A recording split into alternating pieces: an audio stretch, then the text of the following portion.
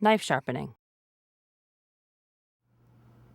To maintain a razor-sharp and smooth knife, always sharpen your knife before using it. Wipe the steel and gently tap the tip of it against the knife to make certain there is a magnetic pull. This ensures that the steel will collect all of your knife's shavings. Holding your steel with fingers behind the guard, slide the knife from the tip of the steel to the base, then repeat on the other side. Remember, only sharpen in one direction.